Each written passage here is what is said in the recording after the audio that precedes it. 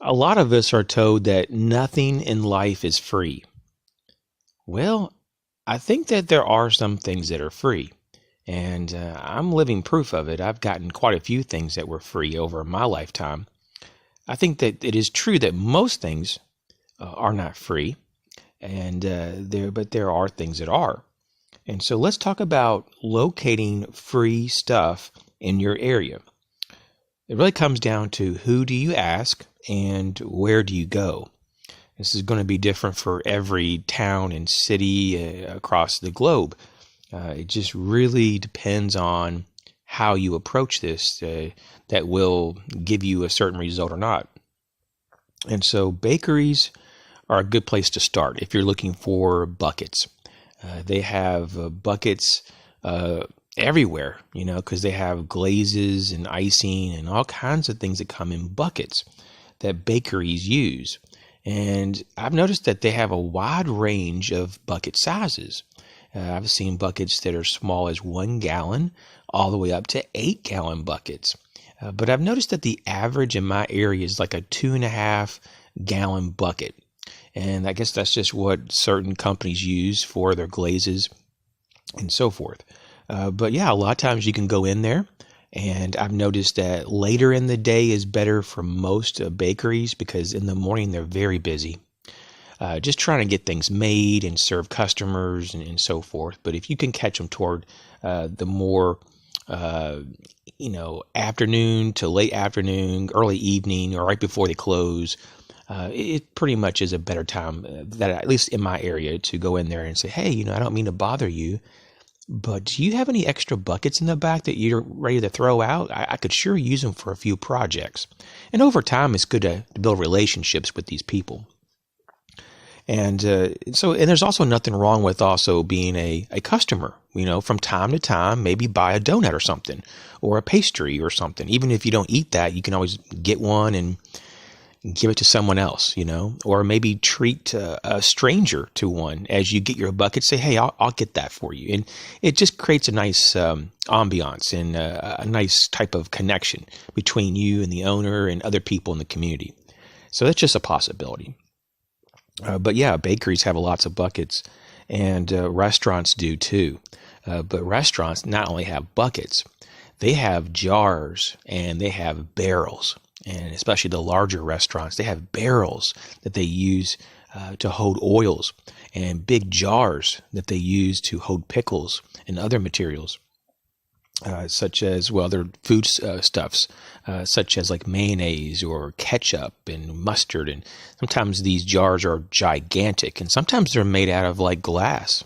And so, lots and lots of products can be found that are being thrown out at restaurants, as well as food as well. And we're going to talk about that in just a moment. But also grocery stores have containers of all different types, buckets and barrels and jars, just all kind of containers. And so you can ask them as well. Now, when it comes to food, it's kind of a touchy subject for some people. Some people would never dare to ask a bakery or a restaurant or a grocery store toward the end of the day when they're throwing out food that is, getting close to being expired, to be asking anybody, can I have that, instead of throwing it away? Now, some stores have policies that say, we're not going to give it to you. We have to throw it away just as a safety precaution because they don't want to get sued or accidentally make anyone sick. But a lot of times the food is just fine. A lot of times you see a lot of fruits and vegetables thrown out just because it's just a little bit turning of color, or they're just a little bit, a little bit older than they prefer. It's not as fresh as they want it to be. And so a lot of times they will give it to you. Sometimes they won't. Sometimes they have a dumpster that has a lock on it just to keep people out. But sometimes they'll just throw it next to the dumpster and hope someone will take it. It just depends on where you live. So there could be free food involved. Of course, you have to be very careful not to get bad food. You want to look into how to discern between rotten food and not rotten food. So it's just something to look at if you're in a situation that you can't afford food, because there's a lot of people that are out there that I've seen that are struggling like you wouldn't believe. People have a lot of money problems. This is obvious, we can look around and see that, but the reality is that some people are actually desperate, and some people work 2 jobs too, 2 full-time jobs, and they can't even pay their bills. So it's a sad state of affairs that we have here in our country, and it's not just in our own country here in the U.S., but a lot of nations are struggling, just to keep up with inflation, just to keep up with everything. The next idea here is to go to the mall, your local mall. Now, I don't really have a local mall, but I mean, I do have the option to drive like an hour and that's like the nearest mall. And they have quite a few stores in there. And what I've learned over the years, and actually I learned this when I was actually an employee of a mall when I was very young. I was a teenager and I worked in a shoe shop. I sold shoes, and I tell you, it was really an eye opener because almost at any given time in a mall, you have a few stores that are renovating. It's either a renovation or they're building the store for the first time. It's just stores come and go, and renovations are always needing to be done because things break down or things just kind of come out of style or they just want a fresh look. It's always about the image a lot of times when it comes to the mall. And I remember as a young person just being amazed at all the stuff that they threw away. And what I did sometimes was ask the manager, can I have the old shelving, materials? Because a lot of times they would have just large shelving units that there was nothing wrong with them. It was just that they were older and they wanted to have something with a different color or style. And they would just take the old one down and just set all the materials next to the dumpster. And, I guess they were just getting ready to put it in the dumpster. And I asked, and they said, sure, just take whatever you want. And over the years, working there, I accumulated a lot of shelving material. I had a lot of shelves in my room, let's say that. And I also had a lot of other things too, that just a lot of scrap wood that was very usable from carpenters that were also doing renovations in the mall and just so forth. So the mall is really kind of a place that you can always keep your eye on if you live near a mall. For materials, for just raw materials that, people are just throwing stuff out. There was one time there was a gentleman that was doing tile work, and he put all new tile in the store, and he had a lot of left over. I guess they just ordered too much. And he had this big old stack of tile that was brand new that he was ready to throw out. And I was like, sir, if you don't mind, I can just put that in my car and get rid of that for you. And he had no problem with that. Also, nails and screws and 2x4s. I found a lot of that at the mall that was just being thrown out. The next is big box stores and also appliance stores. They typically have a lot of cardboard in the back. And even if you don't find the box that is like the size that you want, you can take the cardboard and cut it down and retape it to the size you would actually desire or need. So yeah, if you're looking for cardboard, big box stores, appliance stores, I think that really the appliance stores are the best because they have like really thick walled cardboard boxes. At least that's what I've noticed, or double and triple walled cardboard boxes. And sometimes they'll also just have appliances that they'll be sitting in the back that they're throwing out just because they're old, like they're demo models but they work. They're just last year's model and no one bought it, or they just don't even care to even sell the demo. And I've seen people throw those out, and some people went and took those. So we also need to talk about construction sites and lumber yards for just products that are not wanted. After a project is done at a construction site and they're trying to clean the site up to kind of just finish off, you'd be surprised a lot of construction companies hire another company to go in there with a crew and a big portable dumpster just to kind of gather up stuff and throw in there. But the stuff they're throwing in that dumpster is typically all new materials. It's just some of it's scraps of lumber, but we're talking about some good scraps, like most of a 2x4 left over, just a big piece of it. It could be anything from nails and screws to bricks and stone and big piles of gravel, and it just all kinds of things. I have a friend that actually scored big time. He actually got free telephone poles. This particular job that they were working on, they finished and they realized they didn't need all these extra telephone poles, and he thought they were going to say absolutely not, but they said, actually, we don't have any need for them. You can have them.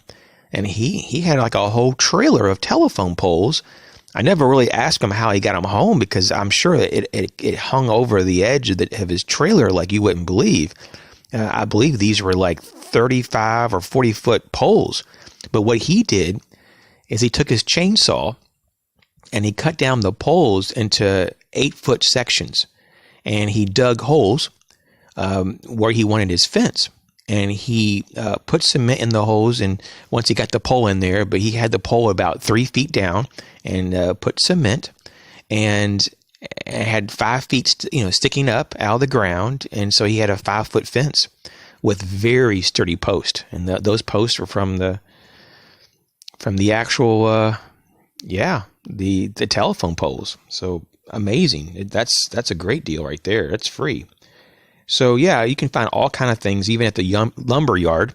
Lumber yards sometimes have a big pile of what they would consider just like rubbish, just kind of like warped wood, or it could be just like shavings of wood from a project, or maybe it's just scrap wood from cutting another piece of wood, just things like that. And sometimes they don't want anything for it. They just want to get rid of it.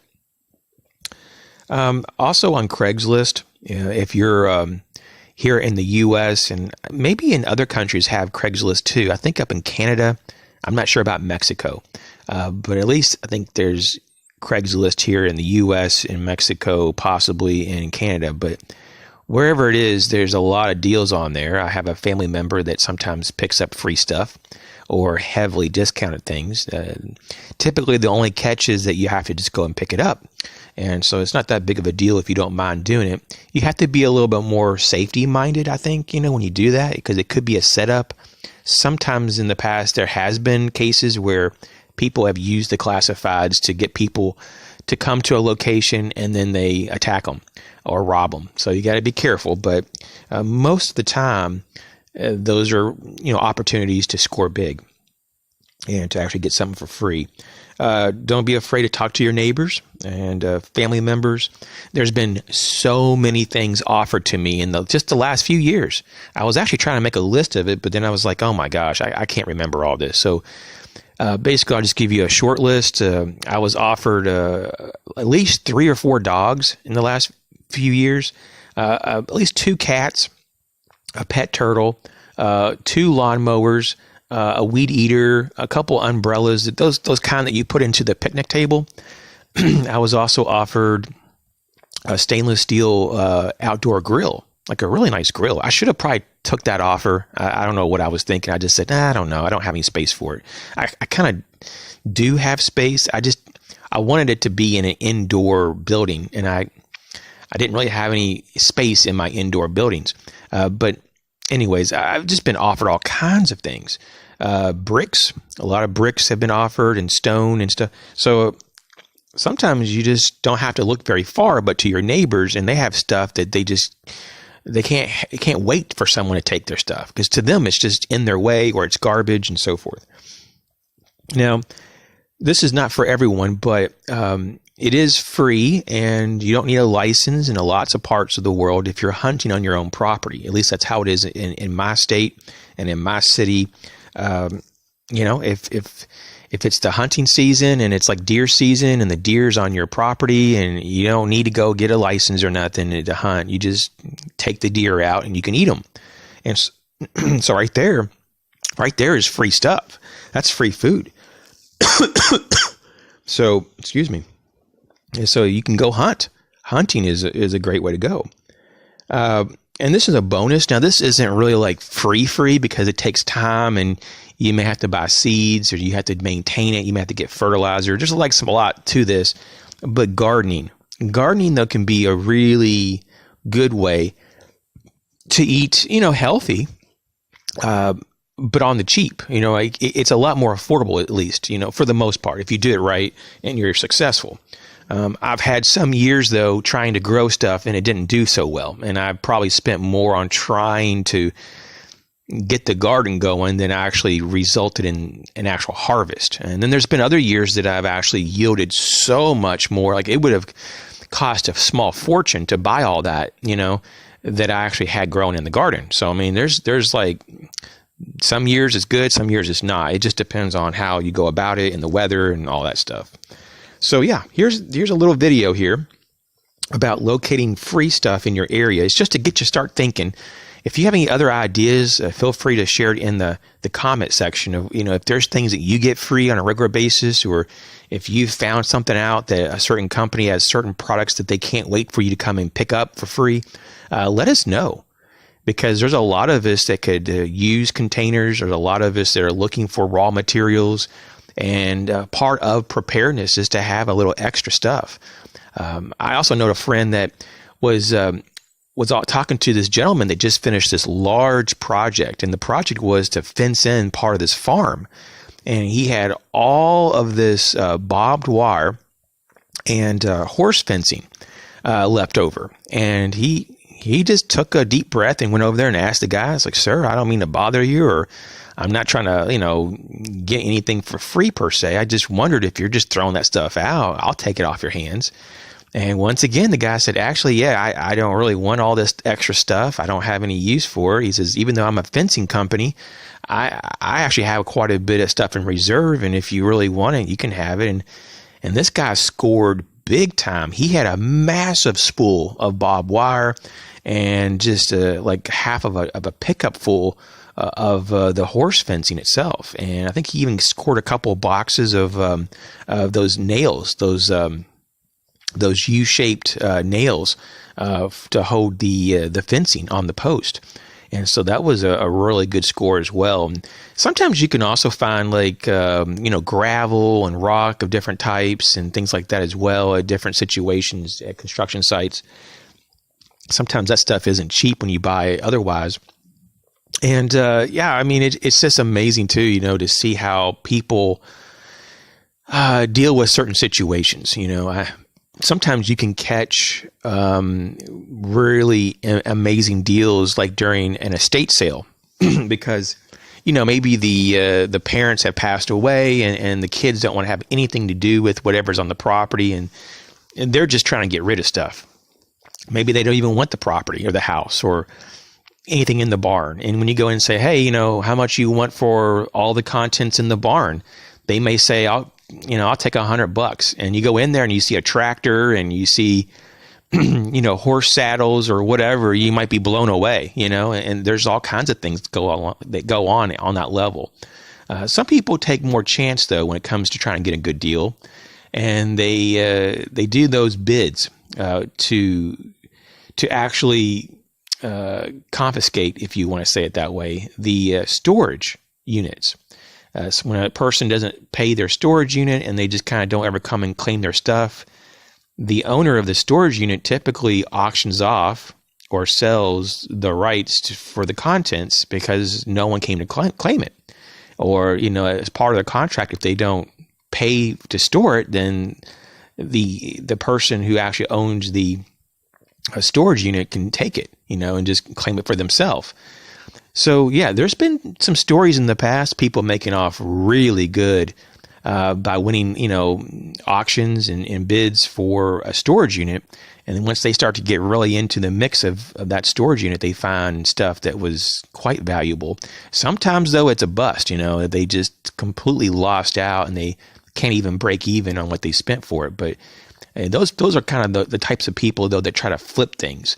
But I've seen a lot of examples of people finding things that they actually can use, so it's not that they're selling everything sometimes or flipping things, but yeah, just some different ideas. There's so much to learn, and there's so many things that we don't typically fully understand, in terms of the operation of a business.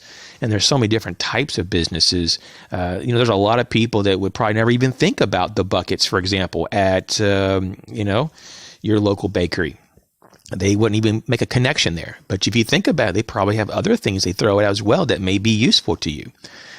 Some stores, they do a lot of baking, and they sometimes use a lot of aluminum foil, and you may say, well, but you have like food drippings on the foil, and that may be all true and everything. But if you can clean that up a little bit enough to take it to a recycling shop and get a little bit of money for the aluminum, you can see where I'm going. If that's something that you need to do, if you were at that point in your life that you just needed a little help, there's a lot of resources out there. I recently had a neighbor. They've moved away now, but what they did to actually make a little extra money was to go around to just local farms. And the farms are everywhere here, so it's not that difficult. And they would just ask the owner, is there any junk that you don't want that we can just put on our trailer and take off, and just take away, to help them clean out an area of their property. And you'd be surprised what they came out with sometimes. They would have vehicles and old rusted out tractors and all kinds of things, and they would scrap the metal off of that. A lot of times, though, they had to actually break it down a lot more because the scrap yards and stuff, they wouldn't just accept a tractor being dropped off. You have to break it down into different types of metals and things, components. But yeah, there was a lot of amazing kind of things that they brought home, and it was kind of an eye opener to see. Like apparently, they made quite a bit of money because they kept doing it. But yeah, they would have piles in their backyard. It wasn't the best thing to look at, I will admit. I'm kind of glad that they're gone because they were kind of noisy and it was kind of not the best thing to see all this, what I would consider garbage. But to them, it was money, that they were breaking down. But they would have these big piles, and they would have different metals in each pile, and or alloys in different piles, and they would they have these bins on their trailer, and they would fill the bins with each type of material, and they would go up there and get paid for it. So there's just a lot of stuff, that you can get for free and make into money or make it into something that you can use on an everyday basis. Thanks for watching. We'll catch you later.